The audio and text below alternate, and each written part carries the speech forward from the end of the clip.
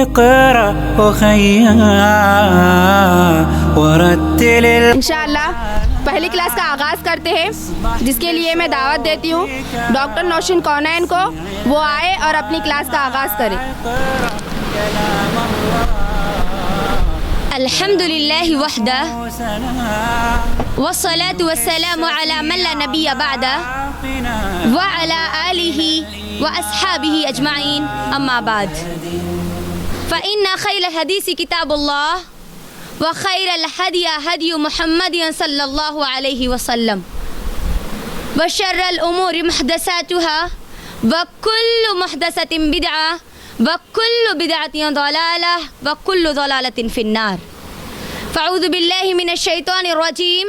बिस्मिल्लाहिर रहमानिर रहीम। व लक़द यस्सरनल क़ुरआन लिज़्ज़िक्रि फ़हल मिन मुद्दक्किर। रब्बिश्रह ली सदरी व यस्सिर ली अमरी वहलुल उक़दतम मिन लिसानी यफ़क़हू क़ौली। मेरी बहनों, मैं आप तमाम का इस्लामी तरीक़े से खैर मक़दम करती हूँ। अस्सलामु अलैकुम व रहमतुल्लाहि व बरकातुहू। इसके माने हैं आप तमाम पर अल्लाह सुब्हानहू व तआला की सलामती, रहमतें और बरकतें हों। मेरी बहनों, अल्हम्दुलिल्लाह सुम्मा अल्हम्दुलिल्लाह, अल्लाह के फ़ज़्ल व करम से मैं और आप एक बेहतरीन बाबरकत फ़जीलत वाले महीने में दाखिल हो चुके अल्हम्दुलिल्लाह। जैसा कि आप तमाम लोगों को बताया गया था कि इंशाअल्लाह आईईसी इस्लामिक एजुकेशन सेंटर की जानिब से आप तमाम लोगों के लिए फ़र्स्ट रमज़ान से लेकर 20 रमज़ान तक, यानी पहले रमज़ान से लेकर 20 रमज़ान तक क़ुरआन की तफसीर की क्लासेस और इसी तरह ख़वातीन के मसाइल के क्लासेस इंशाअल्लाह आपके दरमियान रखी जाएंगी। मेरी बहनों, मैं आज की क्लास शुरू करने से पहले, क्योंकि आज की क्लास हमारे आने वाली 20 दिनों के इंट्रोडक्शन की क्लास है, इंट्रोडक्शन का इंट्रोडक्शन इंशाअल्लाह आज आपके दरमियान रखा जाएगा इंशाअल्लाह। मैं इस इंट्रोडक्शन को शुरू करने से पहले आप तमाम लोगों का इंशाअल्लाह तारुफ लूँगी, उसके बाद इंशाअल्लाह मैं अपने उन्वान की तरफ आगे बढ़ूँगी, हमारी तफसीर के क्लासेस की तरफ मैं आगे बढ़ूँगी इंशाअल्लाह। तो सबसे पहली चीज़ इस क्लास के लिए आप तमाम लोग जिन बातों का आप सबको ख्याल रखना है वो ये है कि जब हम कुरान की तफसीर का मुताल्ला यहाँ पर करने वाले हैं तो आप सब अपने साथ एक कुरान की मुसहफ़ लेकर आएँ, ताकि जब भी हम कुरान को पढ़ें तो उस पर नज़र भी अपनी डालें। क्योंकि सिर्फ सुनने से वो असर नहीं होगा जो सुनने और देखने से होगा। एक कुरान की मुसहफ़ के साथ साथ अपने साथ एक नोटबुक और पेन भी रखें, एक बेहतरीन बुक अपने साथ रखें और आप तमाम के दरमियान रखे जाने वाली जो भी क्लासेस इंशाअल्लाह उन तमाम क्लासेस को नोट करें, ताकि आपकी ज़िंदगी में आने वाले तमाम दौर में ये किताब आपके साथ रहे और आपकी रहनुमाई करने वाली बने इंशाअल्लाह। तो मैं इस क्लास का इंट्रोडक्शन देने से पहले आप सबका इंट्रोडक्शन, आप सबका तारुफ लूँगी। आप सब यहाँ पर मौजूद है, माशाअल्लाह एक अच्छी तादाद मेरे सामने मौजूद है। आप सब अपना अपना नाम, अपना प्रोफेशन, यानी आप हाउसवाइफ है, टीचर है या स्टूडेंट है, ये और कहाँ से आए हैं, ये 3 चीज़ें इंशाअल्लाह बताएंगे। उसके बाद ही मैं आगे बढ़ूँगी। तो हम शुरुआत करते हैं मेरे राइट हैंड से। हर कोई अपना अपना नाम, अपना प्रोफेशन और कहाँ से आए, ये 3 चीज़ें इंशाल्लाह बताकर आगे बढ़ते जाएं। जल्दी से क्विकली इंशाल्लाह हम हर एक का इंट्रोडक्शन लेंगे, उसके बाद इंशाल्लाह हम आज की क्लास की तरफ आगे बढ़ेंगे इंशाल्लाह। जी, अस्सलाम वालेकुम रहमतुल्लाहि व बरकातुहू। मेरा नाम ज़ुहैर नाज़ है, मैं स्टूडेंट हूँ 10th क्लास, अल्हम्दुलिल्लाह पास और नाटो नगर की। जी, अल्हम्दुलिल्लाह अल्लाह के फजल करम से मैंने जो आपका इंट्रोडक्शन लिया, इसका मकसद क्या है वो भी मैं आपको बताती चलूँ। अल्लाह का ही फजल अल्हम्दुलिल्लाह कि आज हमारे दरमियान बहुत सारे स्टूडेंट्स हैं, अल्हम्दुलिल्लाह बहुत सारे हाउसवाइफ्स है, डॉक्टर भी है माशाल्लाह, टीचर भी है माशाल्लाह।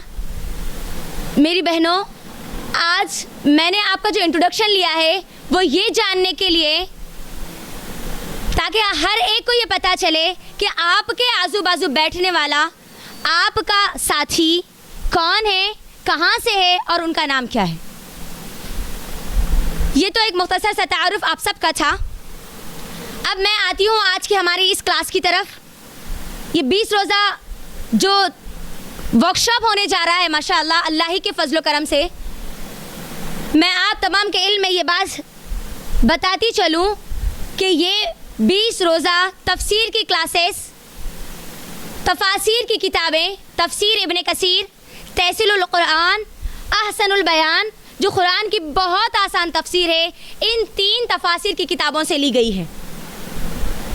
आप तमाम लोग जो भी बातें यहाँ पर बयान की जाएगी उन तमाम की तमाम चीज़ों को नोट करेंगे, क्योंकि मैं आखिर में जो बात आपको बोलने वाली हूँ वो बात से आपको अंदाज़ा हो जाएगा कि हमारे लिए क्यों हर चीज़ को नोट करना अहम और इम्पोर्टेंट है।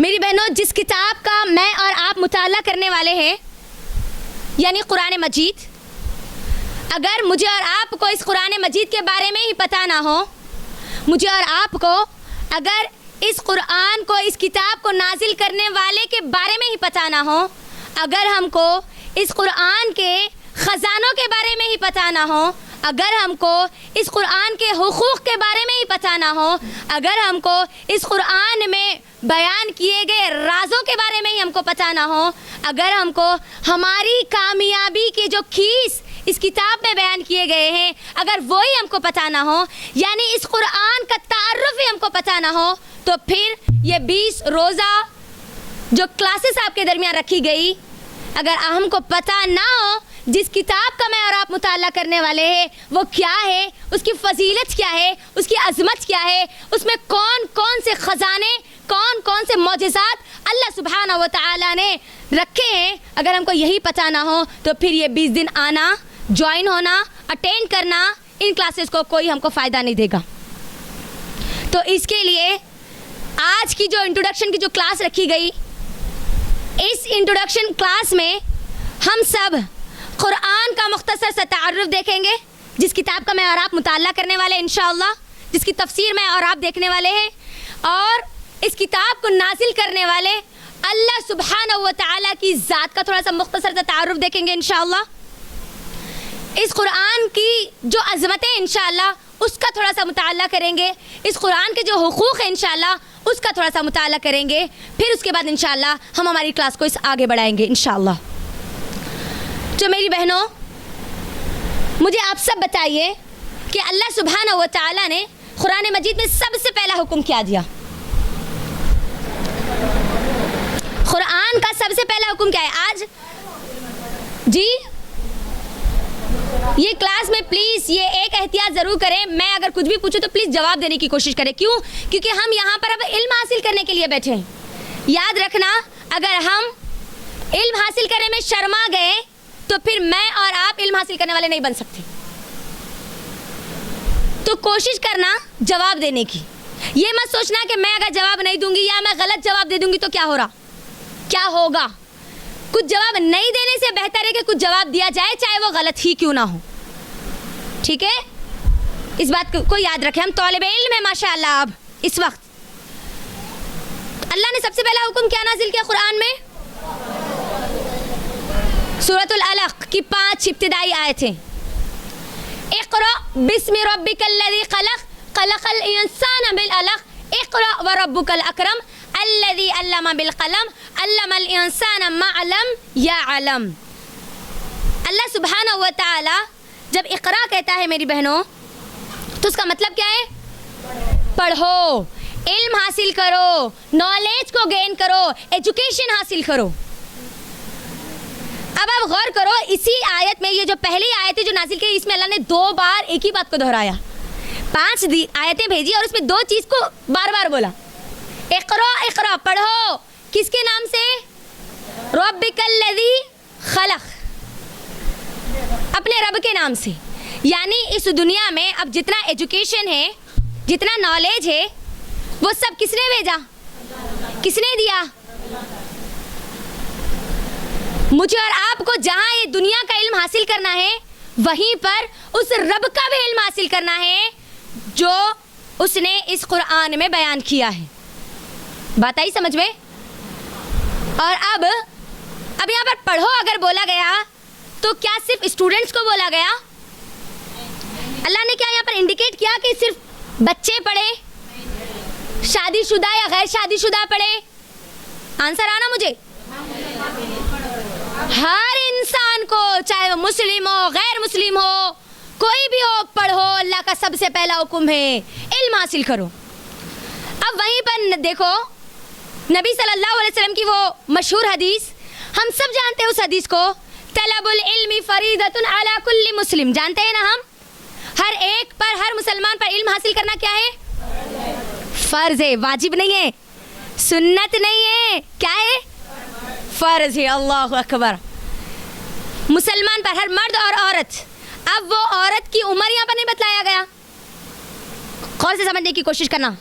और आज की क्लास अगर आपने समझ लिया ना तो फिर आने वाली जो 19 दिन की क्लासेस है ना वो आपके लिए बहुत आसान हो जाएगी। वो मज़ा, वो लुत्फ आपको ज़रूर मिलेगा जो हमको मिलना चाहिए कुरान के पढ़ने और समझने से, इंशाल्लाह वो ज़रूर मिलेगा अगर आज की क्लास आप समझ ले तो। अब यहाँ पर इल्म का हासिल है किसके ऊपर फ़र्ज किया गया? सिर्फ स्टूडेंट्स पर, सिर्फ स्टूडेंट्स पर, हर इंसान पर, मर्द और औरत। इस आयत में अल्लाह ताला ने कहा क्या? नबी सल्लल्लाहु अलैहि वसल्लम ने क्या कहा इस हदीस में? हर मुसलमान मर्द और औरत पर, चाहे वो गैर शादीशुदा हो, चाहे वो शादीशुदा हो, चाहे वो 10 बच्चों की अम्मा बन चुके हो, चाहे उनके बच्चे जवान हो चुके हो, चाहे वो बुढ़ापे की किसी भी उम्र में हो, उन पर क्या फ़र्ज क्या कर दिया गया? इल्म को हासिल करना। क्यों मेरी बहनों, जानते हैं कभी अल्लाह सुब्हानहू व तआला ने सबसे पहला हुक्म इल्म का क्यों दिया होगा? क्योंकि इल्म वो एक ऐसी रोशनी है जो आपको अंधेरों के गढ़ों से निकालकर उजाले के रेगिस्तान में लेकर आती है। इल्म एक ऐसा उजाला है जो आपको बतलाता है कि आपको करना क्या है और क्या नहीं करना है। आपके सामने आने वाले हर मसाले को हल करने के लिए जो उजाला, जो रोशनी, जो नूर आपका साथ देगी वो है इल्म। इसीलिए अल्लाह ने क्या कहा कुरान में? बार बार अल्लाह ने इल्म वाले और बग़ैर इल्म वालों का अल्लाह ने तस्करा किया। इल्म वाले और बग़ैर इल्म वाले कभी भी बराबर अल्लाह ने कहा। इल्म वालों का मकाम अल्लाह ने बतला दिया, जो इल्म नहीं रखते उनका भी मकाम अल्लाह ने बतला दिया। तो अब बात क्या पता चली? अल्लाह इल्म के बारे में बहुत ज़्यादा मुझे और आपको फोकस करता है, बोलता है कि इसके ऊपर तवज्जो करो। अब यहाँ पर एक और बात समझने वाली है, क्या अल्लाह ताला हर एक को इल्म अता करता है? जी, वो हदीस भी हमको पता है। अल्लाह ताला जिसको चाहता है, जिसको चुनता है, उसी को दीन का इल्म अता करता है, दीन की समझ अता करता है और उसका फहम अता करता है। जिसको चुनता है अल्लाह ताला उसी को। अब मैं और आप भी यहाँ पर कुरान को समझने वाले हैं इंशाअल्लाह, कुरान की तफसीर का इल्म हासिल करने वाले हैं इंशाअल्लाह। 20 दिन 20 क्लासेस में अब हमको अपने आप को देखना है कि अल्लाह ने किसको चुना और किसको नहीं चुना। और जो कोई भी मुकम्मल 20 दिन के लिए अल्लाह ने किसी को चुन लिया तो समझ लेना कि अल्लाह ने उसको पसंद कर लिया, अल्लाह ने उसको कुरान के फ़हम के लिए चुन लिया। ये बात याद रखना मेरी बहनों। अब एक कोड, एक लाइन, एक सेंटेंस मैं आपको बोलने वाली हूँ। ये लाइन अब आप अपनी बुकों में लिखेंगे, अपनी किताबों में लिखेंगे। अब वो लाइन क्या है? मैं और आप कुरान को समझने वाले हैं, ठीक है? कुरान का इल्म हासिल करने वाले इंशाअल्लाह। आंसर आना चाहिए, एकदम फोकस के साथ हम इल्म हासिल करना। तो अब ये जो इल्म हासिल करने की जो जुस्तजू है, जो कोशिश है, अगर इस कोशिश के दौरान, इन क्लासेस के दौरान अगर आपकी थकान आपको क्लासेस से रोक दे, आपके घर का काम आपको अगर क्लासेस से रोक दे, आपके रिश्तेदार अगर आपको क्लासेस से रोक दे, आपकी कोई मसरूफियत अगर आपको आपके इस क्लासेस से रोक दे, आपकी कोई कमी, कोई कोताही, कोई कमज़ोरी अगर आपको इन क्लासेस से रोक दे, तो अब ये जो लाइन मैं आपको बोलने वाली हूँ, ये लाइन अपने पेज के फर्स्ट पेज पे लिख लेना। अगर ये क्लासेस से किसी भी चीज़ों की वजह से जो मैंने बयान किया अगर वो रोक ले तो समझ लेना कि अल्लाह ने हमको इस कुरान की समझ की जो तौफीक है वो तौफीक अल्लाह ने हमसे छीन ली।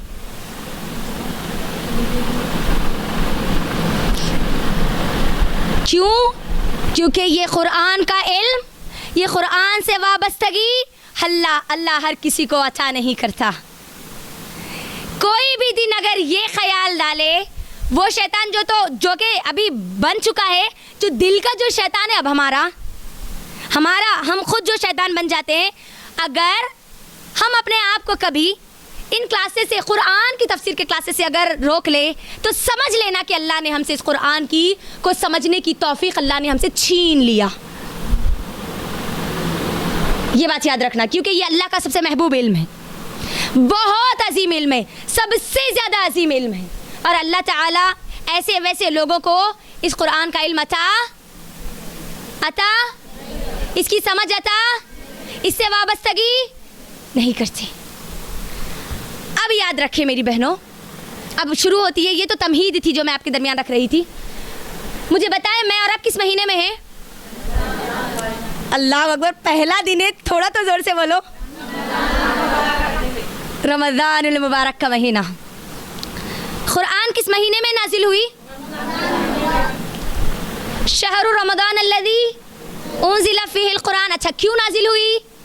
हुदल लिन्नास, यही आयत में इसका जवाब है, हिदायत के लिए। हाँ, हर कोई अब बीच में जब भी पूछूंगी ना बोलने की कोशिश करना, वरना होगा क्या मालूम, हमारे जो दिल का जो शैतान है ना वो हमको सुला देगा, और अगर हम सो गए तो समझ लेना कि अल्लाह यहाँ बैठने के बावजूद भी हिदायत को छीन लिया। ये भी बड़ी अहम और पॉइंट की बात है। नींद अगर आ गई, आंख अगर झपक गए तो समझ लेना कि फिर अल्लाह मुझे हिदायत को छीन रहा, मुझे एक्टिव हो जाना है वहाँ पर। अल्लाह ने हिदायत के लिए भेजा ना। हिदायत किसको कहते हैं? हिदायत कहते हैं, अब यहाँ पर ये चीज़ें सब लिखें, हिदायत कहते हैं उस शऊर को, उस चीज़ को जो आपको बतलाए कि सही रास्ता कौन सा है और उस रास्ते में आने वाली रुकावटें कौन सी है। हिदायत वो चीज़ है जो आपको बतलाए कि कौन सी चीज़ आपको जन्नत की तरफ ले जाती है और कौन सी चीज़ आपको जहन्नम की तरफ ले जाती है। हिदायत वो शऊर है जो आपको बतलाए कि वो कौन सी चीज़ें हैं जो मुझे मेरे अल्लाह को राज़ी करने का ज़रिया बन सकती है और वो कौन सी चीज़ें हैं जो मुझे अल्लाह को राज़ी करने की वजह बन सकती है। ये हिदायत है, यानी हमको मालूम हो जाए कि कौन सी चीज़ सही है, कौन सी चीज़ गलत है, कौन सी चीज़ों से मेरा अल्लाह नाराज़ होता है और कौन सी चीज़ों से मेरा अल्लाह खुश होता है। ये चीज़ें अगर हमको मालूम हो जाए तो समझ लेना कि हम हिदायत के लिए चुन चुके। और अल्लाह ने क्या कहा, ये कुरान जब हिदायत की किताब है तो अल्लाह ने इस कुरान को फुरखान भी कहा, हुदल लिन्नास व बय्यिनातिम मिनल हुदा वल फुरखान। फुरखान किसको बोलते हैं? फुरखान क्या है? किसका नाम है फुरखान? फुरखान किसका नाम है? मेरे ससुरे, आपके ससुरों का नाम नहीं है, किसका नाम है? कुरान का नाम है। कुरान के कई नाम है, उनमें से एक नाम फुरखान। फुरखान किसको बोलते हैं? वो किताब, ऐसी चीज़ जो आपके सामने हक और बातिल को वाज़ेह कर दे, सही और गलत को वजाहत के साथ बतला दे। और ये कुरान कब तक के लिए फुरखान है अम्मा? माजी में भी थी, यानी पास्ट में भी ये कुरान फुरखान थी, अब है और क़यामत तक रहेगी। यानी हर चीज़ मुझे और आपको सही और गलत में रहनुमाई करने वाली किताब फुरखान अल्लाह ने मेरे और आपके हाथ में ला कर रख दिया ताकि मैं और आप हिदायत हासिल करने वाले बन जाएं। बात आई अब समझ में आप सबको? अब हर मुश्किल, हर परेशानी, हर गम से नजात का ज़रिया क्या बना दिया गया? क्या बना दिया गया? कुरान। और ये कुरान जिसका मैं और आप मुताला करने वाले हैं, इसकी अज़मत मुझे और आपको पता होना बहुत ज़रूरी है, वरना फिर हमारी ये कुरान जो हम समझने वाले हैं, तफसीर का इल्म हासिल करने वाले हैं ना, फिर वो मज़ा हमको नहीं आएगा, वो टेस्ट हमको नहीं आएगा जो हमारे सहाबा को आया करता था कुरान को पढ़ने में और समझने में। एक अज़मत मैं आपके सामने रखती हूँ कुरान की। कुरान की एक बेहतरीन अज़मत है कि जो चीज़ इससे जुड़ जाती है अल्लाह उसके मकाम को, उसके मर्तबे को बुलंद कर देते हैं। बोलो तो अज़मत क्या है? अल्लाह उसके मकाम को, उसके मर्तबे को बुलंद कर देते हैं। जैसे कि मिसाल के तौर पर जो नबी इस कुरान से जोड़ दिया गया उस नबी को इमामुल अंबिया बना दिया गया। जिस नबी पर ये कुरान नाजिल की गई वो कौन बन गए? नबियों के इमाम। कौन है वो? मुहम्मद रसूलुल्लाह सल्लल्लाहु अलैहि वसल्लम। जिस फरिश्ते को इस कुरान के लिए चुना गया वो बना दिया गया सैयदुल मलाइका, फरिश्तों के सरदार बना दिए गए। अल्लाह अकबर। जिस महीने में ये कुरान नाजिल किया गया इस महीने को तमाम महीनों में फजीलतों वाला महीना बना दिया गया। जिस रात में ये कुरान नाजिल किया गया इस रात को 10,000 महीनों से अफजल रात बना दिया गया। और जो इंसान इस कुरान से जुड़ गया उस इंसान को नबी सल्लल्लाहु अलैहि वसल्लम की हदीस के मुताबिक दुनिया के सबसे बेहतरीन इंसान बना दिया गया। हदीस कौन सी है? खैरुकुम मन तअल्लमल कुरान व अल्लमहु। क्या है? सबसे बेहतरीन है वो लोग, इस दुनिया की सबसे बेहतरीन है वो हस्तियाँ जो कुरान को सीखे और सिखाए, कुरान को पढ़े और पढ़ाए, समझे और समझाए। अब यहाँ पर सीखने और सिखाने में, पढ़ने और पढ़ाने में सिर्फ खोल के तोता और मैना की तरह अरबी मतन को खाली बगैर तजवीद के साथ पढ़ लेना नहीं है। सीखने और सिखाने में, पढ़ने और पढ़ाने में कुरान का तर्जुमा भी पढ़ना है, अरबी मतन मुकम्मल तजवीद के साथ भी पढ़ना है, तफसीर भी पढ़ना है, उसको समझना भी है। ये सब चीज़ें उसमें शामिल हैं। बात आई आप सबको समझ में? तो मैं और आप अब इस कुरान से जुड़ने जा रहे हैं, वो इंसान बनने जा रहे हैं जो इस दुनिया का सबसे अजीम हस्तियां हैं इंशाअल्लाह। अगर अब हम इस कुरान से जुड़ जाएंगे तो हम कौन बन जाएंगे? खैरुकुम मन, हम सबसे आला इंसान बन जाएंगे इंशाअल्लाह। तो तैयार है आप सब लोग सबसे बेहतरीन इंसान बनने के लिए? है नहीं है? अरे जोर से आना थोड़ा। अच्छा, ज़मीन और आसमान में सबसे ज़्यादा मुकाम उस इंसान का हो जाता है जो इस कुरान से जुड़ जाता है। अब कुरान की एक और अजमत, अल्लाह ने आसमानी किताबें नाजिल की, सहीफ़े भी अल्लाह ने नाजिल किए। 4 मशहूर आसमानी किताबें मशहूर है और इब्राहिम और मूसा अलैहिस्सलाम के सहीफ़े बहुत ज़्यादा मशहूर है। 4 कौन कौन सी किताबें ज़रा बोलो? तौरा, ज़बूर, इंजील और कुरान मजीद। तौरा किस पर नाजिल हुई? मूसा अलैहिस्सलाम पर। ज़बूर दाऊद अलैहिस्सलाम पर। इंजील ईसा अलैहिस्सलाम पर। कुरान मोहम्मद रसूलुल्लाह सल्लल्लाहु अलैहि वसल्लम पर। कुरान की ये अज़मत है मेरी बहनों कि अल्लाह ने कोई आसमानी किताब की हिफाजत की जिम्मेदारी नहीं ली सिवाय कुरान के। ये कुरान की अज़मत है। अब अभी तक कुरान की अल्लाह ने हिफाजत की जिम्मेदारी ली और क़यामत तक अल्लाह इस कुरान की हिफाजत की जिम्मेदारी लेगा। चाहे इस कुरान को मिटाने के लिए पूरी दुनिया एक प्लेटफॉर्म पर आ जाए, चाहे पूरे दुश्मन इस्लाम अपनी पूरी एड़ी चोटी का जोर लगा दे, तब भी वो कुरान का एक ज़बर और ज़ेर भी बदलने वाले हैं। अब मैं और आप उस कुरान से जुड़ने जा रहे हैं, उस किताब से का इल्म हासिल करने जा रहे हैं जो हर एक के लिए चैलेंज बन चुकी है। अब अल्लाह अकबर, चैलेंज वाली किताब से जुड़ रहे हैं मैं और आप। अल्लाह अकबर, ये बहुत बड़ी चीज़ है, याद रखना। अब मेरी बहनों यहाँ पर उसकी जो अज़मत है कुरान की ये कि इस दुनिया में सबसे ज़्यादा पढ़ी जाने वाली किताब कौन सी है? इस दुनिया की सबसे ज़्यादा पढ़ी जाने वाली किताब कुरान है। लेकिन अफसोस, सदा अफसोस, जहाँ कुरान की अज़मत है कि उसको सबसे ज़्यादा पढ़ा जाता है, वहीं पर इंसान की कमज़ोरी, इंसान की कोताही, इंसान की कमी की वजह से सबसे ज़्यादा बग़ैर समझे जाने वाली किताब भी कौन सी है? कुरान ही है। आज हमको कुरान हम आज नहीं समझने की वजह से, सिर्फ तोता और मैना की तरह रस्मी तौर पर समझ लेने की वजह से, इस कुरान में अल्लाह ने जिस ज़ात का सबसे ज़्यादा जिक्र किया, आज उस ज़ात से आज हम महरूम हैं, इसके तारुफ से महरूम हैं। इस कुरान, इस किताब कि जो अल्लाह सुब्हानहू व तआला ने मुझ पर और आप पर हुकूक रखे, उस हुकूक से आज हम महरूम हैं, तोता और मैना की तरह पढ़ लेने की वजह से। आज हम कुरान को तर्जुमा और तफसीर की नहीं पढ़ने की वजह से इस कुरान में मौजूद वो ख़जाने, वो कुरान के राज़ों से आज हम महरूम हैं। इस कुरान में जो कामयाबी के जो राज मुझे और आपको बताए गए, जो सक्सेस ऑफ कीज़ मुझे बताए गए, वो सक्सेस ऑफ कीज़ से आज हम महरूम हैं। क्यों? कुरान को नहीं समझ के पढ़ने की वजह से।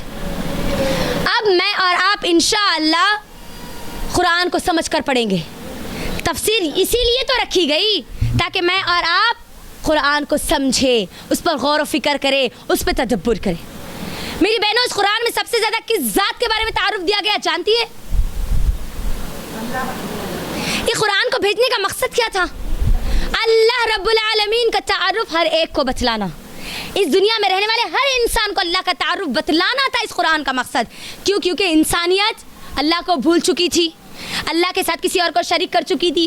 अल्लाह की जगह 360 बुतों को वो ला चुके थे।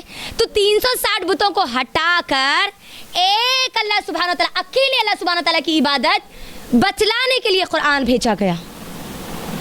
अब मैं और आप अल्लाह का तारुफ जानने के लिए मुझे और आपको अपने आप को अल्लाह की बनाई हुई जो तख्लीक है, मखलूक है, उससे अपने आप को कंपेयर करना होगा मेरी बहनों। अब मैं आपको इंशाल्लाह एक छोटा सा डेमो इंशाल्लाह दूंगी। हम अपने आप को कंपेयर करेंगे अल्लाह की मखलूक से, फिर पता चलेगा अब मेरा और आपका रब कौन है, मेरा और आपका मालिक अल्लाह सुब्हानहू व तआला कौन है। मैं आपको यहाँ पर इंशाल्लाह कुछ स्क्रीन पे कुछ फोटोज, पिक्चर्स बताऊंगी ताकि उससे हमको पता चले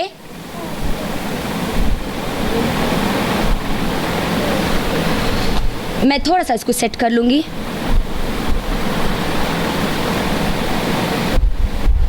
अब पता चलेगा हमको कि कौन है अल्लाह सुब्हानहू व तआला। छोटा सा डेमो आज हम देखेंगे आज इंशाअल्लाह।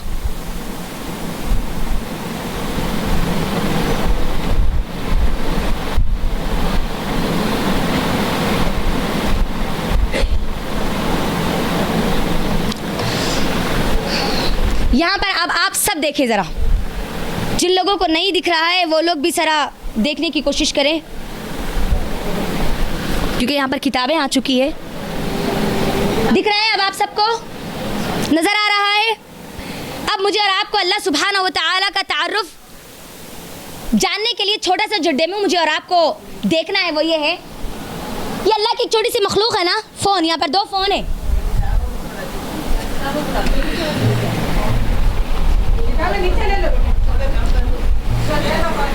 फिर उसके बाद दोबारा रख दीजिए। हाँ,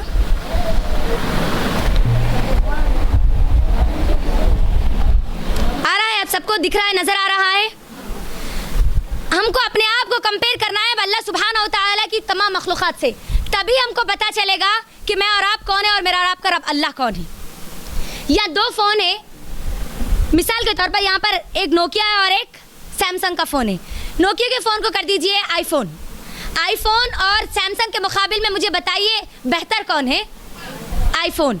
आईफोन की अहमियत ज़्यादा है, राइट?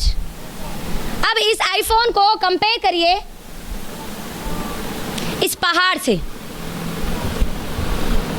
इस पहाड़ से आप मुझे बताइए आईफोन का साइज़ इस पहाड़ के मुकाबिल में कितना होगा? उसके एक छोटे से पत्थर के बराबर। अब यहाँ पर पूरी चीज़ों को एक के बाद एक गौर करना, तभी हमको समझ में आएगा। अब इसको कंपेयर करिए इस पहाड़ को। पहले हमने फ़ोन को कंपेयर किया पहाड़ से, अब इस पहाड़ को कंपेयर करिए इस वैली से। ये वादी है, पहाड़ों की वादी। आप मुझे बताइए वो एक जो पहाड़ हमको बहुत बड़ा नज़र आ रहा था उस फ़ोन के मुकाबिल में, वो पहाड़ अब बहुत छोटा हो चुका इस वादी के मुकाबिल में। जैसे जैसे अब हम आगे बढ़ते जाएंगे ना, हमको पता चलेगा हम कौन हैं, हमारी औकात क्या है, हमारी हस्ती क्या है, हम कितने वीक और कितने कमज़ोर हैं। अब इस वैली को कंपेयर करिए इस गोले से जिसमें मैं और आप रहते हैं। अब ढूंढिए हम अपने आप को, ये जो छोटा सा गोला है, ये छोटा सा जो ज़मीन है जो हमको बहुत बड़ी लगती है, ढूंढिए अब हम अपने आप को इस अर्थ पर हम आगे आएंगे इंशाल्लाह, अपने आप को वापस लेकर आएंगे फिर से इंशाल्लाह। अब मेरी बहनों याद रखना, किससे किसको हम कंपेयर करते जा रहे हैं। अब इस अर्थ को कंपेयर करिए इस मून से। मून का, चांद का और जमीन का जो फासला है वो कितना ज्यादा है, यानी मुझसे और आपसे कितना दूर है अब चांद, मून, है ना। अब यहाँ पर इसको कंपेयर करिए जुपिटर से, जो मरीख, जो बहुत बड़ा सैयारा है हमारे सोलर सिस्टम में, हमारे निज़ाम शमसी में बहुत बड़ा है। अपने हुजूम के एतबार से, हम उसके रकबे के एतबार से बहुत बड़ा सैयारा सितारा है ये, ज़मीन के मुकाबले में बहुत बड़ा है। अब अपने आप को कंपेयर करिए, अपने अर्थ को कंपेयर करिए इस जुपिटर से, ठीक है। फिर हमको अपने आप के ऊपर भी वापस लाना है, ये बात याद रखें। फिर अब इसको कंपेयर करिए इस गोले से, इस सितारे से, और हम देखें कि ज़मीन कहाँ पर है। गौर से देखें, कितना छोटा सा गोला है ना ज़मीन, इस सूरज के मुकाबिल में, है ना। कई ज़मीनें समा सकती है इस गोले के अंदर, इस सूरज के अंदर। अब इस सूरज का कंपेयर करें। अब अच्छा ठीक है, हम यहाँ से अब अपने आप को वापस लाते हैं। ये इतना बड़ा सितारा जो मेरा और आपके सोलर सिस्टम का सितारा है, हम यहाँ पर कहाँ हैं? इस ज़मीन पर है, ठीक है। हम कहाँ पर है? ये जो छोटा सा गोला दिख रहा ना, एकदम छोटा सा। अब इस ज़मीन पर ढूंढिए हम अपने आप को, इस ज़मीन पर ढूंढिए एशिया को। ज़मीन पर किसको ढूंढना है? एशिया में ढूंढिए अब इंडिया को, इंडिया में ढूंढिए तेलंगाना को, तेलंगाना में ढूंढिए निज़ामाबाद को, निज़ामाबाद में ढूंढिए खुज्जा कॉलोनी को, और खुज्जा कॉलोनी में ढूंढिए इस घर को, और इस घर में ढूंढिए इस हॉल को, जिस हॉल में मैं और आप बैठे हुए। मुझे बताइए कि इस गोले के मुकाबिल में हम कितने कमज़ोर हैं, कितने वीक हैं। सिर्फ इस ज़मीन के मुकाबिले में ले लीजिए, छोटा सा गोला है। आज हम, अल्लाह हमको अगर थोड़ी सी ताकत दे दे, अल्लाह अगर हमको थोड़ी सी खूबसूरती दे दे, अगर अल्लाह हमको थोड़ा सा किसी चीज़ का मालिक बना दे, तो हम ऐसे हो जाते हैं जैसे हम समंदरों में पानी पर, हवाओं पर उड़ रही है ना। अल्लाह छोटे से घर का मालिक बना दे तो हम रुआब के साथ रहते हैं। मेरा और आपका रब अल्लाह वो है जिसमें मेरी और आपकी जो औकात क्या है, एक डस्ट पार्टिकल, एक धूल का जो ज़र्रा है ना, इस ज़मीन में। अब देखो आप, इतनी बड़ी ज़मीन, उसमें फिर एशिया, फिर उसमें इंडिया, फिर उसमें तेलंगाना, फिर उसमें निज़ामाबाद, फिर ये खुज्जा कॉलोनी, ये खुज्जा कॉलोनी में घर, और इसमें मैं और आप आज यहाँ पर बैठकर बात कर रहे हैं। अब आप सोचिए हम अपने आप को क्या मकाम देंगे। एक छोटा सा ज़र्रा जो चल रहा, फिर रहा, सब कुछ कर रहा, और इस छोटे से ज़र्रे के लिए अल्लाह ने क्या बनाया, अब वो देखें। अब इस गोले को कंपेयर करिए, ये सूरज को कंपेयर करिए। अब यहाँ पर गौर से देखें,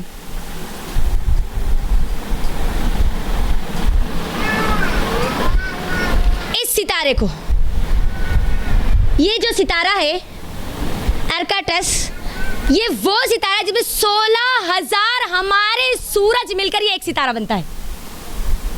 कितने? 16,000 सन, हमारा जो सन है ना, वो सन मिलकर क्या बनता, यानी अब इसके अंदर 16,000 सन है। अब इसको कंपेयर करें हमारे सूरज से, अब इसको कंपेयर करें, अब इससे कंपेयर करें। यहाँ पर अब ये देखें मेरी बहनों, ये है हमारा सूरज, ठीक है। गौर से देखें, ये है हमारा सूरज, और इसके पास एक डॉट नज़र आ रहा, देखो आपको, गौर से देखें आप भी और आप भी, एक डॉट दिख रहा ना, वो डॉट है हमारी ज़मीन। क्या है? वो ज़मीन में है मैं और आप। अब ढूंढिए अपने आप को ज़मीन में। अल्लाह अकबर। अब ये जो 16,000 सितारों वाला जो सितारा था ना, अब उसको कंपेयर करिए इस गैलेक्सी से। कई ट्रिलियंस ऑफ 16,000 सितारों के एर्काटस, ये जो सितारा है, कई मिलियंस और ट्रिलियंस मिलकर एक गैलेक्सी बनती है, कहकशां बनती है। इस कहकशां में ढूंढिए हमारे से सोलर सिस्टम को, आप ढूंढ लीजिए। ज़मीन छोड़ दीजिए, अपने आप को छोड़ दीजिए, हमारे सोलर सिस्टम को ढूंढ लीजिए। अब इसको कंपेयर करिए इससे।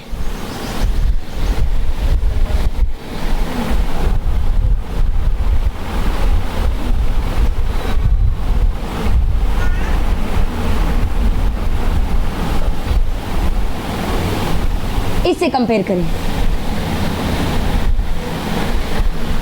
कई गैलेक्सीज मिलकर, कई कहकशाएं मिलकर बनाती है ये लोकल ग्रुप ऑफ गैलेक्सीज। अब इसमें खाली हम हमारी गैलेक्सी को ढूंढ लें। अल्लाह अकबर। अब इसको कंपेयर करें,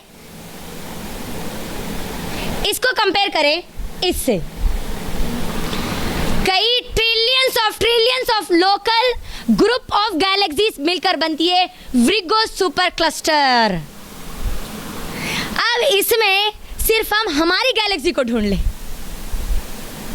देखो, अब हम जितना ऊपर जाते जाएंगे ना मेरी बहनों, हमारी हस्ती, हमारी औकात उतनी ही। अब ये सब चीजें हमको समझ में आती है नबी सल्लल्लाहु अलैहि वसल्लम की हदीस, एक हदीस पर। और वो हदीस क्या है? नबी सल्लल्लाहु अलैहि वसल्लम की हदीस है कि ये दुनिया में, ये जो दुनिया है ना, पहला जो आसमान है ना, जो पूरे अभी जितनी चीजें हम देख रहे थे ना, ये सब कुछ कहाँ है? पहले आसमान पर है। कहाँ है? फर्स्ट आसमान पर है, फर्स्ट स्काई पर है। अभी जो फर्स्ट स्काई पर है ना, ये फर्स्ट स्काई पर जो ये सब कुछ है ना, नबी सल्लल्लाहु अलैहि वसल्लम कहते हैं कि ये दूसरे आसमान के मुकाबिल में एक बहुत बड़े रेगिस्तान में एक रिंग की तरह है। अब अंदाजा करें, पहले आसमान में सब कुछ है ना, ये जो हम देख रहे थे, ये सब कुछ दूसरे आसमान के मुकाबिल में क्या है? एक रिंग की तरह। कैसे रिंग की तरह? जरा यहां पर देखें।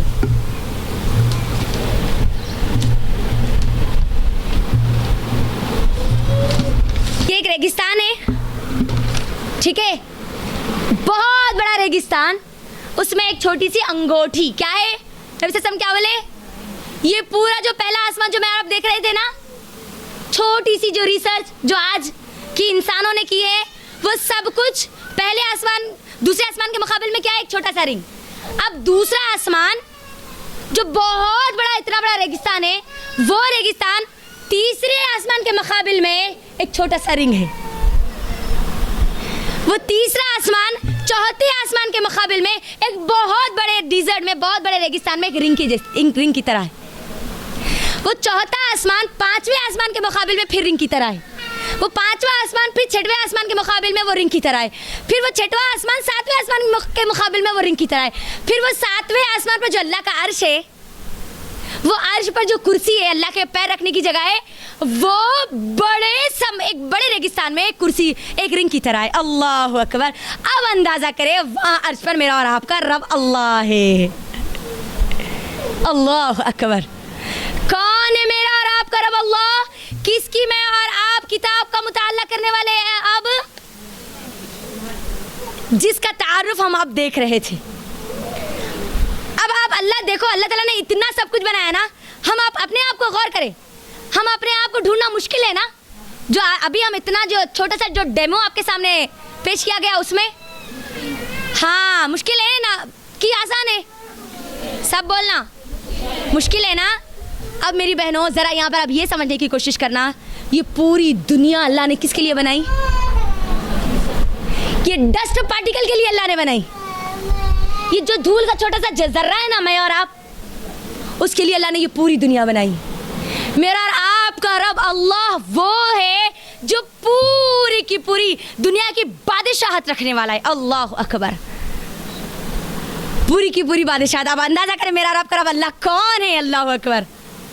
हम उस अल्लाह की नाफरमानी करते हैं, हम उस अल्लाह की किताब को आज छोड़ देते हैं, हम उस अल्लाह की जो बातें मेरे और आपके सामने है ना, उस पर आज हम गौर फिक्र नहीं करते। गौर करो, उसी अल्लाह की किताब का मैं और आप इंशाअल्लाह मुताला करने वाले। कौन है अल्लाह? हुवल्लाहुल्लज़ी ला इलाहा इल्ला हु। कोई ज़ात माबूद नहीं है सिवाय अल्लाह सुब्हानहू व तआला के। वो है मेरा और आपका रब अल्लाह। अल मलिक। अल्लाह कौन है? अल मलिक, मालिक है अल्लाह, जिसके हाथ में पूरी बादशाहत है। अल खुद्दूस, प्योर है अल्लाह सुब्हानहू व तआला, पाक है मेरा और आपका रब। अस्सलाम, सलामती वाला है, परफेक्ट है मेरा और आपका रब। अल मुतकब्बिर, तकब्बुर वाला मेरा और आपका रब है। तकब्बुर सिर्फ अल्लाह की चादर है। अल्लाह ने जो छोटी सी, अब हम डस्ट पार्टिकल जो है ना, छोटा सा जर्रा जिसको आज हम अपने आप को देख रहे थे, अब गौर करें कि हम कितने वीक है, कितने कमज़ोर है, क्या है मेरी और आपकी औकात अब ये पूरी कायनात के सामने। अल्लाह ने लेकिन उसी को क्या किया, इतना ऊंचा मकाम दिया कि अशरफुल मखलूक़ात अल्लाह ने बनाया, और उसी को अल्लाह ने अपनी सबसे अजीम किताब अल्लाह ने उसको अता की, इंसानों को अता की। तो अल्लाह सुब्हानहू तआला कौन है? मुतकब्बिर है। तकब्बुर सिर्फ अल्लाह की चादर है। जब कोई भी अल्लाह की चादर पर कोई हाथ डालने की कोशिश करेगा, अल्लाह उसको निस्तनाबूद कर देगा। तकब्बुर कोई नहीं कर सकता। गुरूर ये सिर्फ अल्लाह को सूट करता है, उसके अलावा किसी को सूट नहीं करता। अल जब्बार है अल्लाह। अल्लाह जब हुक्म देता है तो हर एक को सुनना ही पड़ता है, और हर एक पर अल्लाह का हुक्म चलता है। अर रज़्ज़ाक़, अल्लाह राज़िक़ है। मेरा और आपका रब कौन है? ये मैं और आप किसकी किताब का मुताला करने वाले हैं? जो रज़्ज़ाक़ है, जो रिज़्क़ देने वाला है। मेरा रब कौन है जानती है? वो जो बड़े बड़े पहाड़, जो वैली आज हम देख रहे थे, नहीं इतने बड़े जो कहकशाएं हम देखे, इतने बड़े गैलेक्सी, उतने बड़े बड़े गैलेक्सी में हमारी छोटी सी ज़मीन कहाँ है हमको पता नहीं है, ढूंढना मुश्किल है हमारे लिए।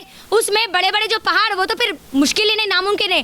फिर अब उसके बाद एक बड़े बड़ी चट्टानें, वो बड़ी बड़ी चट्टानों के अंदर, छोटे छोटे पत्थरों के अंदर रहने वाले छोटे छोटे जो कीड़े हैं ना, उनको रिस्क देने वाला कौन है? अल्लाह अकबर।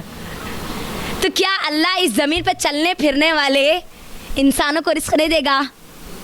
जिस रिस्क के लिए हम इस किताब को छोड़ देते हैं, जिस रिस्क को हासिल करने के लिए अल्लाह को, कलाम को पढ़ना हम छोड़ देते हैं, वो अल्लाह छोटे से रेंगने वाले, बगैर बोलने वाले, उसकी ज़बान को कोई समझने वाला ना हो सिवाय अल्लाह के, उसको अल्लाह रिस्क देता तो क्या मुझे और आपको नहीं देगा? अब यहाँ से अपने दिमाग में ये फिक्र को हटा दीजिए कि मुझे रिस्क को ढूंढना है, अल्लाह दे देगा। जब हम इस किताब को अगर जुड़ जाएंगे ना, अल्लाह का वादा है। बात आई समझ में आप सबको? अब ये जितनी भी चीज़ें मैं आपके दरमियान रख रही थी ना, अल्लाह सूरह हदीद में कहता है युसब्बिहु लहू मा फिस समावाति व मा फिल अर्द। अब ये बात याद रखें, मैंने ये जो सब चीज़ें आपके दरमियान रखी है ना, उसका मकसद असल ये आयत है सूरह हदीद की। युसब्बिहु, अब जितनी चीज़ें कायनात में हम जो देख रहे थे ना, वो सब के सब तारीफ बयान करते हैं, जिक्र करते हैं किसका? और अगर कोई मखलूक अल्लाह की जिक्र से नाफरमानी करती है तो वो कौन है? इंसान। पूरे प्रिंसिपल जो अल्लाह ने बनाए हैं, पूरी कायनात के जो उसूल बनाए हैं, वो पूरी कायनात उसके उसूलों के मुताबिक चल रही है। लेकिन अगर कोई बिगड़ा हुआ है तो वो सिर्फ इंसान है। अब वो बिगड़े हुए इंसान को सही रास्ते पर लाने के लिए ये किताब दी गई, ये कुरान दिया गया। तो अब ये कुरान मुझे और आपको, मेरे और आपकी जो फिज़िकल स्ट्रेंथ है, जो फिज़िकल सिस्टम मेरा और आपका बिगड़ चुका ना, जो निज़ाम मेरा और आपका जिस्मानी निज़ाम बिगड़ गया ना, उसको भी ठीक करने के लिए भेजा गया। ज़हनी जो निज़ाम बिगड़ गया ना, मेंटल स्ट्रेंथ जो हमारी बिगड़ चुकी है ना, उसको भी सही रास्ते पर लाने के लिए भेजा गया। स्पिरिचुअल स्ट्रेंथ जो हमारी रूहानी जो सिस्टम बिगड़ गया ना हमारा, जिसकी वजह से आज हम बौखलाहट का शिकार है, वो निज़ाम को भी एक रास्ते पर लाने के लिए क्या भेजा गया? ये है कुरान मेरी बहनों। अब गौर करें किसके कलाम को आज हम पढ़ने वाले हैं, जिसका अभी छोटे से डेमो देखना। आप सोचो, अब अंदाजा करते चले जाओ, करते चले जाओ, करते चले जाओ, कितनी बड़ी ज़ात है मेरा और आपका रब अल्लाह। अल्लाह, अल्लाह का नाम इतना प्यारा है कि अल्लाह के अलावा कोई और किसी और का नाम अभी तक ना है, ना था, ना रहेगा। अल्लाह, उसकी किताब में और आप पढ़ने वाले हैं। लेकिन आज अल्लाह ने सब कुछ, मुझे और आपको जितना सारी चीज़ें अल्लाह ने मेरे और आपके लिए बनाई है ना, मा क़दर अल्लाह हक़ क़द्री, हमने वैसी कदर अल्लाह की नहीं की जैसे हमको करना चाहिए। अल्लाह खुद कुरान में कहता है, अल्लाह अकबर, मा क़दर अल्लाह हक़ क़द्री, हमने वैसी अल्लाह की कदर नहीं की जैसे हमको करना चाहिए। ये किताब की जैसी मुझे और आपको कदर करना चाहिए थी, हमने वैसी कदर नहीं की। ये कुरान मौजिज़ा है मेरी बहनों। एक दो तीन मौजिज़े इंशाअल्लाह बचाकर, उसके बाद ये कुरान के हुकूक़ बताकर इंशाअल्लाह आज की जो इंट्रोडक्शन की क्लास है, मैं अपनी वो बात को रैप अप करूँगी इंशाअल्लाह। यहाँ पर मौजिज़ा देखिए कैसा चेंज लाता था ये कुरान, जिसको मैं और आप मुताला करने वाले हैं।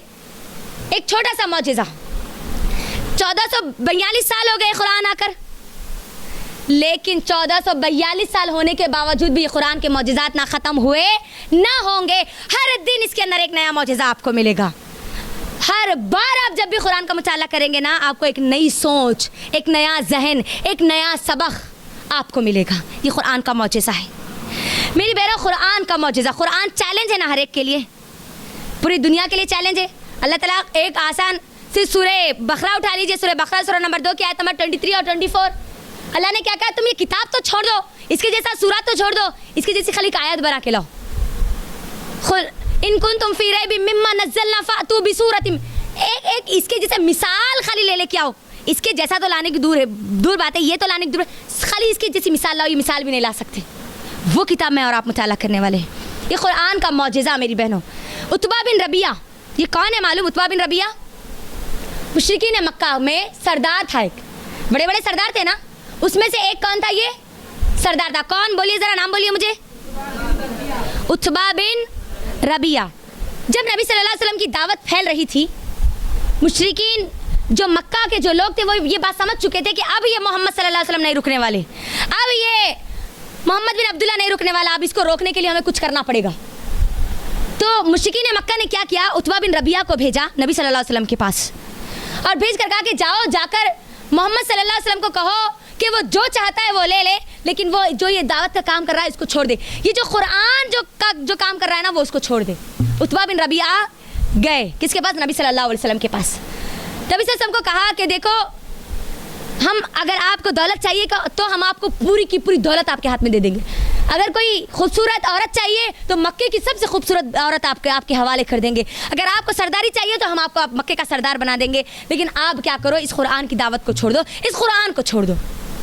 उस वक्त नबी सल्लल्लाहु अलैहि वसल्लम ने सूरह फुस्सिलत की 12 आयतें तिलावत की थी, और जो सूरह फुस्सिलत की 12 आयतें तिलावत की तो ये उतबा बिन रबिया पर ऐसी हैबत तारी हुई, ऐसा रुआब तारी हुआ कि वो फौरी वहाँ से भाग निकला और दौड़ता हुआ आया दारुन नदवा में। दारुन नदवा क्या है? मुशरिकीन मक्का की पार्लियामेंट, जैसे हमारी पार्लियामेंट है ना, सुप्रीम कोर्ट, जिसमें पूरी चीज़ें के फैसले किए जाते, वैसे ही मुशरिकीन मक्का का जो पार्लियामेंट था वो क्या था? दारुन नदवा। वो दौड़ते हुआ आया और कहने लगा कि लोगों सुनो, खुदा की कसम मैंने एक ऐसा कलाम सुना है जो कि मैंने आज से पहले नहीं सुना। तुम लोग छोड़ दो मोहम्मद को, उसकी मुखालिफत मत करो, वरना ये जो कलाम है ना तुमको कभी जीने नहीं देगा। ये इस कलाम की तुम मुखालिफत करोगे ना तुम फिर कभी जीत नहीं सकते। लोगों छोड़ दो। और वहाँ से वो भागता हुआ चला गया। कौन? इतना बड़ा सरदार। एक रुआब देखो, ये कुरान का मौजिज़ा है। एक और मौजिज़ा कुरान का, मुशरिकीन मक्का कुरान की मुखालिफत कर रहे थे। याद रखना मेरी बहनों, अब ये बात को मेरी लिख लेना, मुशरिकीन जितने भी है, इस इस्लाम के दुश्मन जितने भी हैं, उनको मुसलमानों से दुश्मनी नहीं है, उनको अल्लाह की इस किताब से दुश्मनी है, इस किताब से दुश्मनी है। और मुशरिकीन मक्का को भी नबी सल्लल्लाहु अलैहि वसल्लम से दुश्मनी नहीं थी। नबी सल्लल्लाहु अलैहि वसल्लम को तो वो सादिक और अमीन कहते थे, है ना, पूरी अमानतें अपने ला के रखा करते थे, पूरे फैसलों के हाकिम बनाते थे। लेकिन दुश्मन कब बने? जब ये कुरान आई ना। बात आ रही है आप सबको समझ में? बहुत अहम चीज़ मैं आपको बता रही हूँ, और ये मौजिज़ात बोलने का भी एक मकसद है जो मैं आपको अब यहाँ पर रख रही हूँ। तो हुआ क्या, जो मुशरिकीन मक्का थे ये कुरान की मुखालिफत कर रहे थे। नबी सल्लल्लाहु अलैहि वसल्लम एक मरतबा, जो पहली हिजरत कब हुई? पहली हिजरत बोलो ज़रा, नहीं किस तरफ हुई ज़रा बोलो। पहली हिजरत मुसलमानों की किधर हुई? मदीने की तरफ नहीं हुई, हबशा की तरफ हुई। नजाशी जो बादशाह था, जो मुसलमानों पर बहुत ज़्यादा रहम करता था, इंसाफ पसंद था, मुशरिकीन मक्का में मुसलमानों पर बहुत जुल्म कर रहे थे। तो नबी सल्लल्लाहु अलैहि वसल्लम ने हिजरत के लिए बोल दिया था। कुछ सहाबा चले भी गए थे, अभी रख दीजिए। तो हुआ क्या, वहाँ जो लोग थे ना, जो लोग चले गए थे, हबशा को चले गए थे। मेरी बात समझ में आ रही है आप सबको? समझ में आ रही? कहीं ऐसा ना हो कि मैं बोलते चले जा रही हूँ और आपको बिल्कुल समझ में ना आ रहा, क्योंकि आज की क्लास अगर समझ में नहीं ना तो फिर आगे आने वाली क्लासेस समझ में नहीं आएगी। तो जो लोग हबशा चले गए थे ना, उन लोगों को ये खबर पहुंची कि मुशरिकीन मक्का जो थे ना पूरे इस्लाम कबूल कर लिए, और वो लोग वापस आने की तैयारी करने लगे। लेकिन जब करीब आए तो पता चला कि नहीं, उन्होंने इस्लाम कबूल नहीं किया।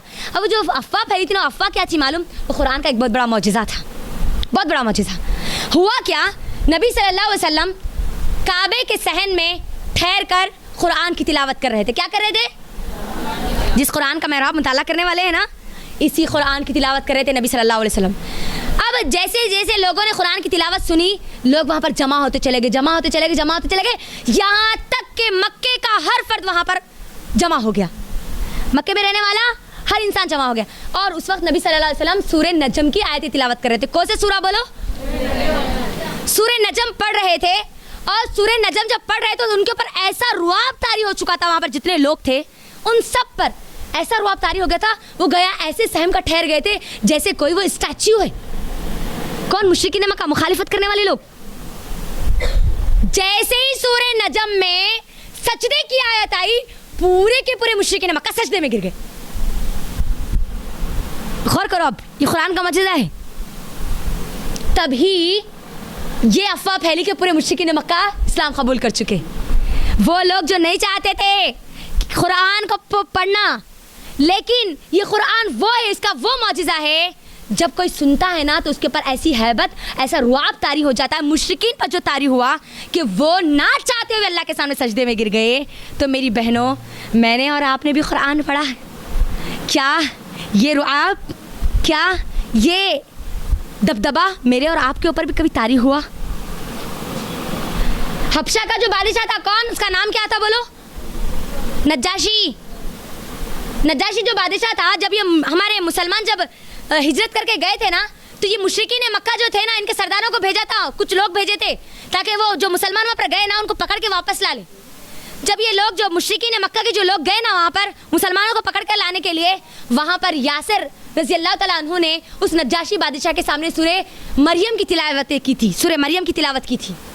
और उस सूरह मरियम की तिलावतों ने ऐसा रुआब उस नज्जाशी बादशाह पर डाला कि वो जब कुरान को पढ़ता, तो जब वो कुरान को सिर्फ सुनता पढ़ता नहीं, हमारे सहाबा उस वक्त पढ़ रहे थे, यासिर रज़ी अल्लाह तआला पढ़ रहे थे, तो उस बादशाह के आंखों से आंसू निकलने लगे। और उस बादशाह ने कहा उन मुशरिकीन मक्का के लोगों, सुनो, ए मुशरिकीन मक्का सुनो, अब तो मैं तुम्हें एक सोने के पहाड़ के मुकाबिल में अब मैं तुमको इनके तुम्हारे हवाले नहीं करूँगा। यानी ये जो लोग हैं ना, अब मेरे लिए सोने के पहाड़ से भी ज़्यादा अहम रखते, अब मैं तुम्हें उनको नहीं दूंगा। अल्लाह अकबर। देखो कैसा मौजज़ा हुआ। वो नज्जाशी बादशाह के दिल में अल्लाह ने कैसा डाल दिया रुआब। क्या वो रुआब मेरे और आपके दिल में नहीं आ सकता? जिस कलाम को मैं और आप पढ़ने वाले हैं, याद रखना, अगर पढ़ने के बाद भी अगर तब्दीली नहीं आई तो समझ लेना कि फिर मैंने और आपने उसका हक अदा नहीं किया। जब हक अदा करते हैं तो तब आता है वो दबदबा, तब आती है वो सोच, तब आता है वो मंजर जो मौजज़ात की शक्ल में होता है। और यकीनन आज भी कुरान कई लोगों के लिए मौजज़ा है। सिर्फ कुरान सुनने से कई लोग इस्लाम कबूल कर लेते हैं ना, जानते हैं ना हम। तो मैं और आप जिस किताब को पढ़ने वाले हैं, उस किताब के बारे में हमने देखा, ये किताब क्या है हमने देखा आज, उसके तारुफ के तौर पर अल्लाह का तारुफ एक डेमो के ज़रिए हमने देखा कि हम क्या है और हमारा रब कौन है। इतनी बड़ी आलिशान कायनात जिसने बनाई है वो है मेरा और आपका रब अल्लाह। और मुझे और आपके लिए अल्लाह ने ये पूरी कायनात बनाई, मेरे और आपके लिए बनाई अल्लाह ने ये पूरी कायनात। जब मेरा आप अपने आप को भी नहीं ढूंढ रहे थे ना, वो कायनात को अल्लाह ने मेरे और आपके लिए बनाई। ये बात याद रखना, ये पॉइंट को याद रखना। तो अब ये कुरान के हुकूक क्या है इंशाल्लाह सरसरी तौर पर इंशाल्लाह मैं बता दूंगी, क्योंकि दूसरा दर्स भी आपके दरमियान रखे जाने वाला है। मैं नहीं चाहती कि पहले दिन ही मैं आप सबका वक्त ले लूं, क्योंकि क्लास हमारी 11:30 को शुरू हुई थी।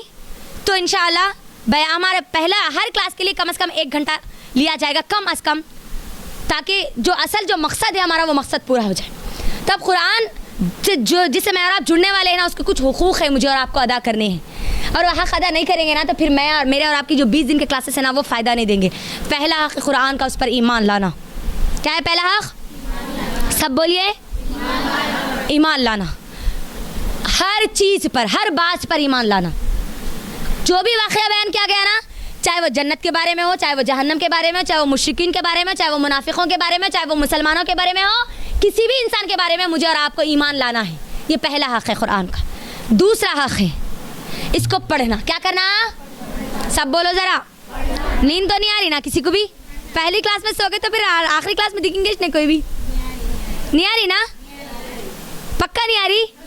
हाँ माशाअल्लाह बारकल्लाह। अल्लाह ताला हमारे दिलों को सोने से बचाए रखे, गाफिल दिलों से अल्लाह हमारी हिफाजत करे। ज़ोर से बोलना ज़रा, माशाअल्लाह। तो पहला हक़ है ईमान लाना। दूसरा हक़ है उसको पढ़ना तजवीद के साथ, उसके हक़ के साथ, ठीक है, बेहतरीन अंदाज में पढ़ना उसको, मतन के साथ, तर्जुमा भी पढ़ना, तफसीर भी पढ़ना। तीसरा काम है समझना। तीसरा काम क्या है?